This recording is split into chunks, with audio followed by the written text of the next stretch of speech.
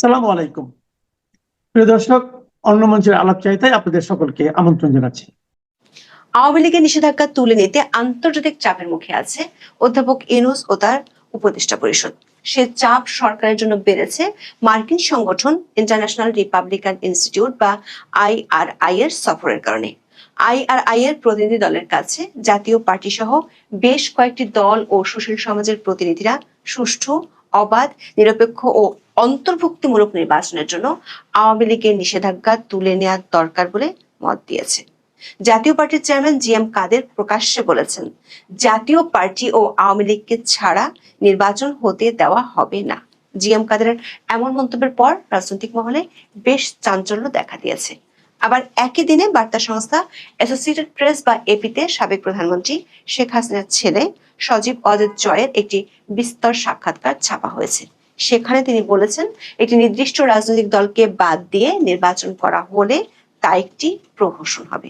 তবে দেশি বিদেশি এমন চাপের মুখে অধ্যাপক ইউনূস ও তার ঘনিষ্ঠজনরা কৌশল খুঁজছেন কিভাবে আওয়ামী লীগকে আটকানো যায়।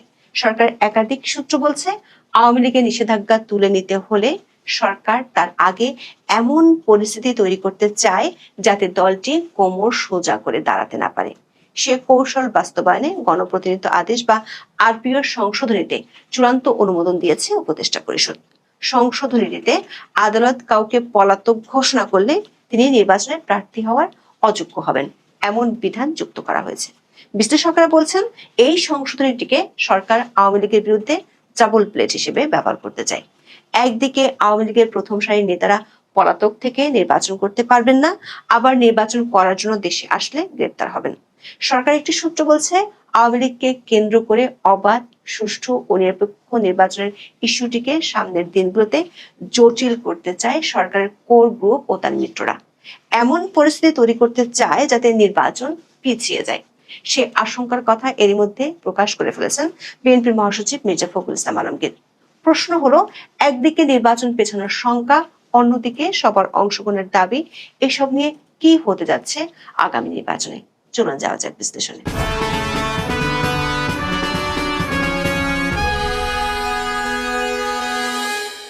আওয়ামী লীগের নিষেধাজ্ঞা তুলে নেওয়ার জন্য অধ্যাপক ইউনূসের ঘনিষ্ঠ হিসেবে পরিচিত 6টি আন্তর্জাতিক মানবাধিকার সংগঠন যৌথ চিঠি পাঠিয়েছে।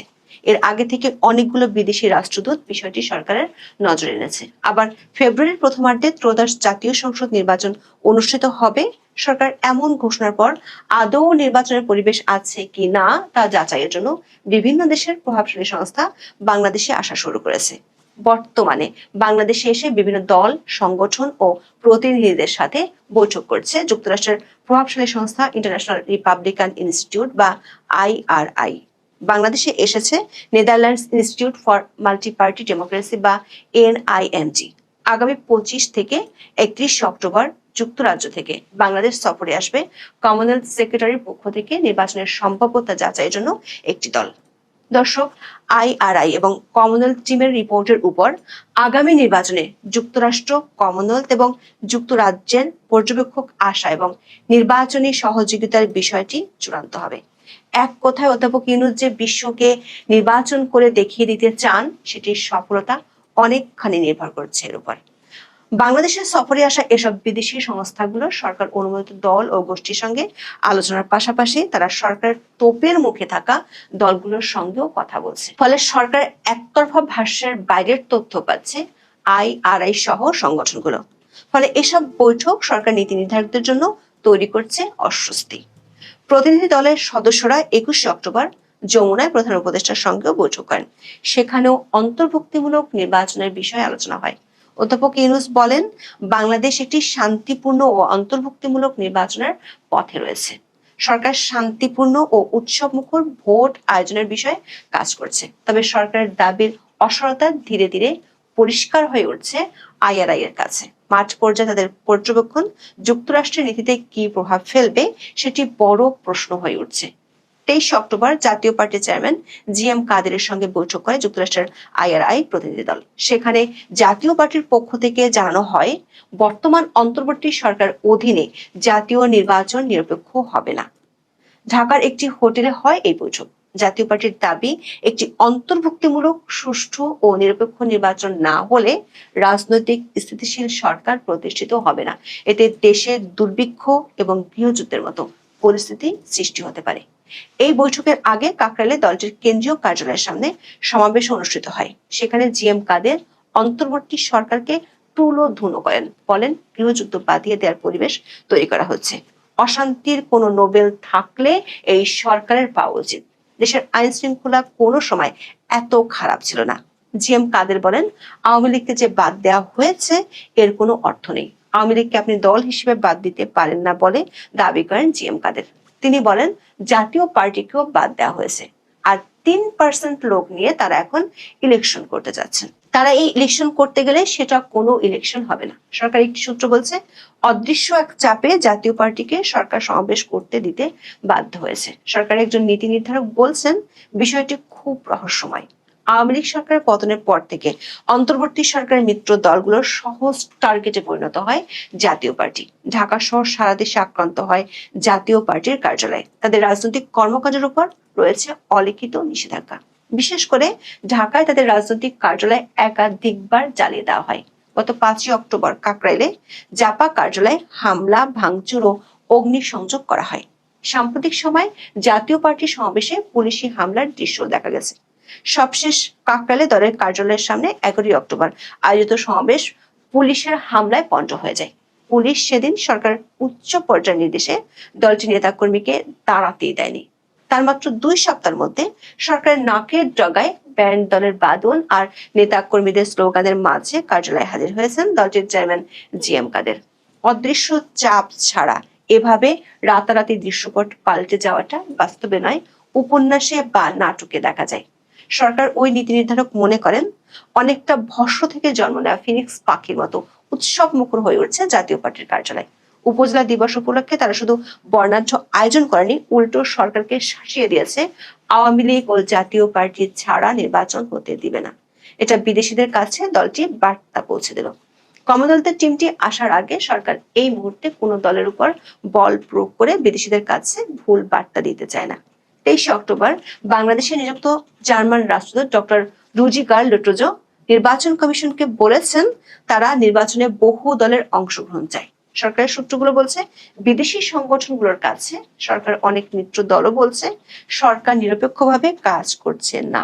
এমনকি সরকার প্রেসক্রিপশনে একদিন আগে আইআরআই প্রতিনিধি দল জাতীয় পার্টির আরেক অংশের সঙ্গেও আলোচনা করে। সেখানেও তোলা হয় সরকারের ভূমিকা নিয়ে প্রশ্ন। জাতীয় পার্টির আরেক অংশের চেয়ারম্যান আনিসুল ইসলাম মাহমুদ বলেন, তারা নির্বাচনমুখী দল, সব সময় নির্বাচনে অংশ নিতে প্রস্তুত, তবে বর্তমানে নির্বাচনের পরিবেশ নেই। এদিকে অধ্যাপক ইউনূসের অন্তর্বর্তী সরকারের কড়া সমালোচনা করেছেন সাবেক প্রধানমন্ত্রী শেখ হাসিনার ছেলে সজীব ওয়াজেদ জয়। তিনি বার্তা সংস্থা এপিকে বলেছেন, অন্তর্ভুক্তিমূলক নির্বাচন নিশ্চিত করার জন্য আওয়ামী লীগের উপর থেকে অবিলম্বে নিষেধাজ্ঞা তুলে নিতে হবে। জনাব জয় অধ্যাপক ইউনূসের বিরুদ্ধে ইসলামপন্থীদের ক্ষমতায় আনার জন্য কারচুপি নির্বাচনের পরিকল্পনার অভিযোগ করেছেন। দর্শক, একদিকে বিদেশি সংস্থাগুলোর চাপ, অন্যদিকে সফররত সংস্থাগুলোকে নির্বাচনের পরিবেশ আছে এমন পরিস্থিতি দেখাতে হচ্ছে। সরকারি সূত্রগুলো বলছে, সরকারের জন্য আওয়ামী লীগের নিষেধাজ্ঞার ইস্যুটি এখন বিস্ফোরা হয়ে গেছে। আইআরআই এর প্রতিনিধিরা সরকারের কাছে জানতে চেয়েছে, নির্বাচন কমিশনের নিবন্ধিত 52টি দলের মধ্যে 25টি দল নিয়ে জাতীয় ঐক্য হয় কিভাবে, বাকি দলগুলোর বিষয়ে সরকার কি ভাবছে। অর্ধেকের বেশি নিবন্ধিত দলকে বাইরে রেখে সরকার কিভাবে আশা করে নির্বাচন নিরপেক্ষ ও সুষ্ঠু হবে। আন্তর্জাতিক চাপ বাড়ায় সরকারকে আওয়ামী লীগের নিষেধাজ্ঞার বিষয়ে নতুন করে ভাবতে হচ্ছে। বিষয়টি নিয়ে 22 অক্টোবর সরকারের কিংস পার্টি এনসিপির সাথে বৈঠকে অধ্যাপক ইউনূস ও তার 3 উপদেষ্টা আলোচনা করেছেন। সরকার এক্ষেত্রে বিকল্প কৌশল নিয়ে রেখেছে। আওয়ামী লীগের নিষেধাজ্ঞা যদি নানামুখী চাপের কারণে তুলে দিতে হয়, তাহলে সরকার আইনকে হাতিয়ার হিসেবে ব্যবহার করতে চায়। এর মধ্যে আইসিটি অ্যাক্টে 20(c) দ্বারা সংযুক্ত করা হয়েছে। সেখানে বলা হয়েছে, মানবতা বিরোধী অপরাধের অভিযোগ দায়ের হলেই সংসদ সদস্য নির্বাচনের যোগ্যতা হারাবেন। কিন্তু আইসিটিতে মামলা আছে 84টি, আর জুলাই আন্দোলনের মামলা আছে 834টি। এই মামলাগুলোর মাধ্যমে আওয়ামী লীগের নেতাদের বিরুদ্ধে আইনকে শক্ত হাতিয়ার হিসেবে ব্যবহার করতে চায় সরকার। সে লক্ষ্যে গণপ্রতিনিধিত্ব আদেশ বা আরপিও সংশোধনীতে চূড়ান্ত অনুমোদন দিয়েছে উপদেষ্টা পরিষদ। 23 অক্টোবর এই অনুমোদন দেওয়া হয়। নতুন সংশোধনীতে বলা হয়েছে, আদালত কাউকে পলাতক ঘোষণা করলে তিনি আর নির্বাচনে প্রার্থী হওয়ার যোগ্য হবেন না। এতদিন পলাতক থেকেও প্রতিনিধির মাধ্যমে প্রার্থিতা সাবমিট করে নির্বাচন করা যেত। আইনটি যে আওয়ামী লীগের প্রথম ও দ্বিতীয় সারি নেতাদের ঠেকাতেই করা হয়েছে সেটি পরিষ্কার উপদেষ্টা আসিফ নজরুলের কথায়। পলাতক আসামি বলতে কাকে বোঝানো হয়েছে এমন প্রশ্নের জবাবে তিনি বলেছেন, পলাতক হচ্ছে আদালত যখন পলাতক ঘোষণা করে। যেদিন আদালত আপনাকে আসতে বলছে, পত্রিকায় বিজ্ঞাপন দেওয়া হয়েছে, আসছেন না, তখন আদালত পলাতক ঘোষণা করে। দর্শক, এরই মধ্যে শেখ হাসিনা ও আসাদুজ্জামান খান কামালকে পলাতক ঘোষণা করে পত্রিকায় বিজ্ঞপ্তি দেওয়া হয়েছিল। সরকারি সূত্রগুলো বলছে, এই সংশোধনীটি শুধু আওয়ামী লীগের নেতাদের নির্বাচনে অংশ নেওয়া ঠেকাবে না, যদি কেউ নির্বাচনে অংশ নিতে চায় তাকে দেশে আসতে হবে এবং আসলে গ্রেফতার হওয়ারও আশঙ্কা থেকে যাচ্ছে। নির্বাচনের আগে আওয়ামী লীগের জন্য এমন একটি পরিস্থিতি সরকার তৈরি করতে চায় যাতে দলটি কোনো সময় না পায়। সংবাদ সংস্থা এপির কাছে দেওয়া সাক্ষাৎকারে এই বিষয়টি সামনে এনেছেন সজীব ওয়াজেদ জয়। তিনি বলেছেন, নির্বাচনী প্রস্তুতির সময় না দিলে সেই নির্বাচন আন্তর্জাতিকভাবে স্বীকৃতি পাবে না, কারণ অন্তর্বর্তী সরকার অধীনে ব্যাপক রাজনৈতিক হয়রানি ও মানবাধিকার লঙ্ঘন চলছে। দর্শক, সরকার এমন কৌশলগুলো শুধু যে আওয়ামী লীগকে ঠেকানোর জন্য তা নয়, বরং অনেকেই মনে করছেন ফেব্রুয়ারিতে ঘোষিত নির্বাচন পিছিয়ে যাওয়ার ক্ষেত্রে আওয়ামী লীগের নিষেধাজ্ঞা ইস্যুটি অনেক বড় ইস্যু হিসেবে কাজ করতে পারে। জিএম কাদের যখন নির্বাচনের সব দলের অংশগ্রহণের দাবি তুলছেন, ঠিক তখন ভোট নিয়ে নতুন করে সংশয়ের কথা জানাচ্ছে বিএনপি। তাদের সন্দেহের তীর জামাত ও এনসিপির দিকে। মহাসচিব মির্জা ফখরুল ইসলাম আলমগীর ঢাকায় এক অনুষ্ঠানে নির্বাচনকে কেন্দ্র করে কিছু দলের মনোভাব নিয়ে হতাশার কথা জানান। বলেন, দুঃখজনকভাবে কিছু রাজনৈতিক দল নানা টালবাহানা করে নির্বাচনকে পেছানোর চেষ্টা করছে। একই দিনে আরেক অনুষ্ঠানে প্রধান উপদেষ্টার পক্ষ থেকে সাংবিধানিক আদেশ জারির দাবি নিয়ে প্রশ্ন তোলেন বিএনপি নেতা সালাউদ্দিন আহমেদ। যমুনায় 22 অক্টোবর ডক্টর মোহাম্মদ ইউনূসের সঙ্গে এনসিপি ও জামাতের সঙ্গে বৈঠকের পর বেশ চিন্তিত বিএনপির হাইকমান্ড। তারা মনে করছেন, রাষ্ট্রপতির সাংবিধানিক এখতিয়ার কেড়ে নিয়ে অধ্যাপক ইউনূস যদি জুলাই সনদ জারি করেন, তিনি আরেকটি আদেশে নির্বাচনও পিছিয়ে দিতে পারেন। দলটির অভ্যন্তরে নতুন করে আলোচনায় আসছে -3 তত্ত্ব। অনেকটা সেই বিজ্ঞাপনের মতো ইটের পর ইট গেঁথে প্রতিপক্ষের স্বপ্নই পূরণ হতে যাচ্ছে কিনা সেই আতঙ্ক তাড়া করছে বিএনপিকে। এই মুহূর্তে আপনাদের সামনে কথা বলবো আন্তর্জাতিক প্রসঙ্গে। এশিয়ায় গুরুত্বপূর্ণ সফরে ট্রাম্প অ্যাভয়েড করছেন ভারতের প্রধানমন্ত্রী নরেন্দ্র মোদী। কিন্তু কেন? এই প্রসঙ্গগুলো নিয়েই কথা বলতে চাই। বাংলাদেশের মানুষ হিসেবে বাংলাদেশ নিয়ে খুব বেশি আলাপ করার কিছু নেই। বাংলাদেশ ধ্বংসের কিনারায় পৌঁছে গেছে, ধ্বংসের দ্বার প্রান্তে। এখান থেকে বাংলাদেশ ঘুরতে হলে গত বছর জুলাই আগস্টে যে তাণ্ডব হয়েছে, যে গণ আন্দোলন হয়েছে, বাংলাদেশ আবারও আরেকটি গণ আন্দোলনের অপেক্ষায় আছে। আমরা প্রতিনিয়ত বাংলাদেশ নিয়ে আপডেট আলাপ করব, কিন্তু এই মুহূর্তে আন্তর্জাতিক প্রসঙ্গ। আসছে সপ্তাহে মার্কিন প্রেসিডেন্ট ডোনাল্ড ট্রাম্প এক গুরুত্বপূর্ণ সফরে এশিয়াতে আসছেন। এ সফরে তার মূল নজর থাকবে চীনের প্রেসিডেন্ট শি জিনপিং এর সঙ্গে সম্ভাব্য বৈঠকের ওপর। এমন বৈঠক হলে তা বৈশ্বিক অর্থনীতির ওপর প্রভাব ফেলতে পারে, এ খবর দিয়েছে বার্তা সংস্থা এএফপি। আর একদিকে আমরা গতকালকেই আলাপ করেছিলাম যে মার্কিন যুক্তরাষ্ট্রের সাথে ভারতের যে বাণিজ্য যুদ্ধ চলছে সেটি অবসান হতে যাচ্ছে বা অবসান হওয়ার পথে, কারণ প্রতিনিয়ত ভারত মার্কিন আলাপ আলোচনা চলছে। বিভিন্ন সূত্রের বরাত দিয়ে গতকালকে জানা গিয়েছিল যে ভারতের উপর যে বাড়তি বর্ধিত 50% বাণিজ্য শুল্ক, সেই শুল্কটা কমে 15-16% নেমে আসতে পারে এবং এটির শুভ ঘোষণা বা শুভ সূচনা হয়তো হবে আসন্ন মালয়েশিয়ার কুয়ালালামপুরে অনুষ্ঠিত হতে যাওয়া আসিয়ান শীর্ষ সম্মেলনে দুই নেতা ডোনাল্ড ট্রাম্প এবং নরেন্দ্র মোদীর একটা সাক্ষাৎ হবে। সেই সাক্ষাৎ পরবর্তী সময়ে এটি হয়তো ঘোষণা হবে। কিন্তু আজকে একটি ফোন আলাপে ঘটনা উল্টে গেল। আজকে ভারতের প্রধানমন্ত্রী নরেন্দ্র মোদী এবং মালয়েশিয়ান প্রধানমন্ত্রী আনোয়ার ইব্রাহিমের মধ্যে এক ফোন আলাপ হয়েছে। ফোন আলাপ হবার পরে দুই প্রধানমন্ত্রী তাদের বিভিন্ন মাধ্যমে, বিশেষ করে সোশ্যাল মিডিয়াতে বলেছেন যে বিশেষ করে প্রধানমন্ত্রী নরেন্দ্র মোদী যে মালয়েশিয়াতে যাচ্ছেন না, এটি মোটামুটি এই ফোন আলাপের পরে খোলাসা হয়েছে। বিশেষ করে ধারণা করা হচ্ছে যে আসন্ন বিহার ইলেকশন, নভেম্বরের ফার্স্ট উইকে বিহারের নির্বাচন এবং পূজা আছে, ছোট পূজা, নানা রকম ব্যস্ততার কারণে প্রধানমন্ত্রী নরেন্দ্র মোদী আসন্ন আসিয়ান শীর্ষ সম্মেলনের অতিথি হিসেবে যাবার কথা ছিল, সেটি তিনি যাচ্ছেন না। কিন্তু ডোনাল্ড ট্রাম্প আগামী 26 থেকে 28 অক্টোবর আসিয়ান শীর্ষ সম্মেলনে অংশগ্রহণের কথা রয়েছে।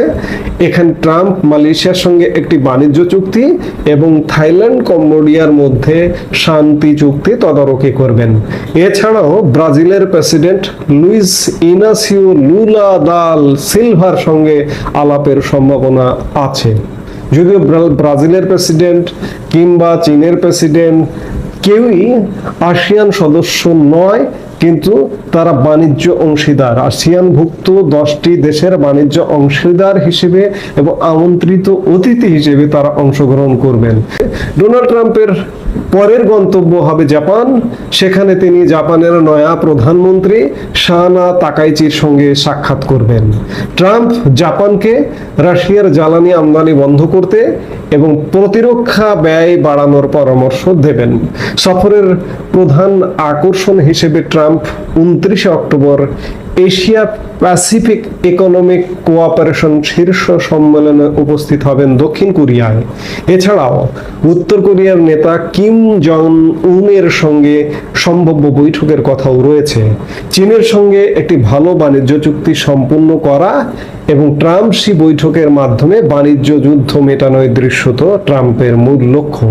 শি জিনপিং এর প্রভাব ব্যবহার করে রাশিয়ার প্রেসিডেন্ট ভ্লাদিমির পুতিনকে ইউক্রেন যুদ্ধ শেষ করার দিকে প্রভাবিত করবেন বলেও ধারণা করা হচ্ছে। তবে বৈঠক বাস্তবায়িত হবে কিনা তা এখনো অনিশ্চিত। বিশ্লেষকরা সতর্ক করছেন যে বড় ধরনের কোনো সাফল্য আশা করা যাবে না। এটি কেবল সম্পর্কের একটি বিষয় হবে।